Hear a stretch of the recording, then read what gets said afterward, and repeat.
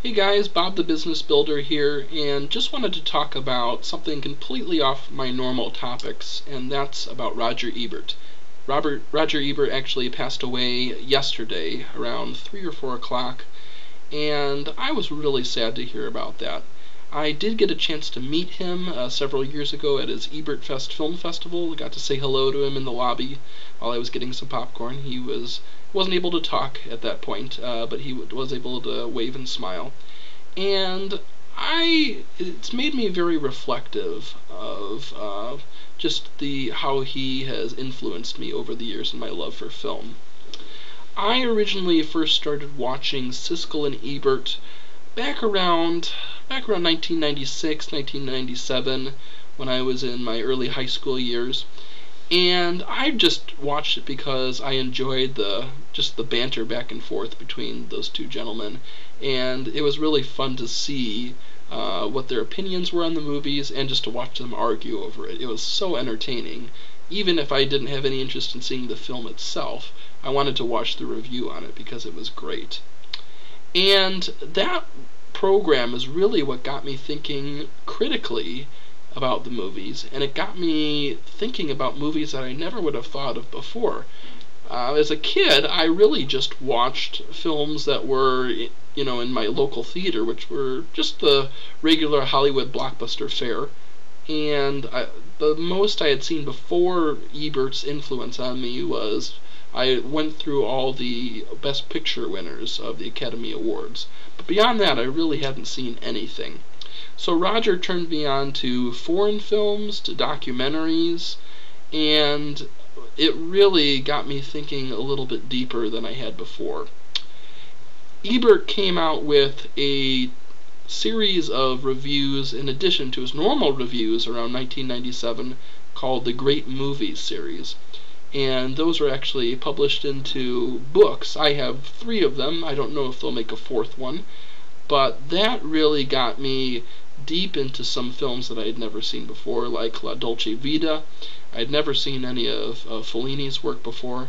I finally got to watch Citizen Kane because that was in there. Casablanca was a big one for him. And some foreign films. I had never heard of Ozu until Ebert started talking about him. Great Japanese cinema director. And just so many more. I could go on and on. He really liked Martin Scorsese's films. He really liked Werner Herzog's. And I had never heard of those guys before I had seen any of Ebert's writing. So great influence on me. And because I started expanding my horizons, I thought, wouldn't it be interesting to share these films with other people? And that's what got me starting my own film club. And this is its 5th year of my film club. And it's all because I got really excited about lots of varieties of films, and the Great Movies series was a big influence on that. So another big part of Ebert. The first year that I had film club, we started the tradition of going to Ebert Fest. And I had always wanted to do it before, but never made the pilgrimage out there. And the first year we went out there, that was when I bumped into Roger Ebert and said hello. And I remember it was a documentary about Woodstock, and this was a long version too. So I only went to see one movie there my first time out, but it was a great experience. I had a lot of fun there. The second year I went to Ebert Fest, we stayed a whole weekend and saw a whole bunch of films. And every time I went there, it was just a lot of fun. And it was fun to meet the people too, who were excited just as much as I was about the movies. All due to Roger's influence. Finally, just some funny things I remember. Roger actually came out with a cookbook about the rice cooker. And I thought that was kind of funny. It's probably a great book, but I thought it was kind of funny that a film critic would come out with such a thing. And he actually came out with the book after he stopped eating normally. So I thought that was kind of amusing, but I'm sure he's got some great recipes in there, and I'm sure I'll eventually buy it anyway. And I also saw some outtakes of Siskel and Ebert years later that are absolutely hilarious.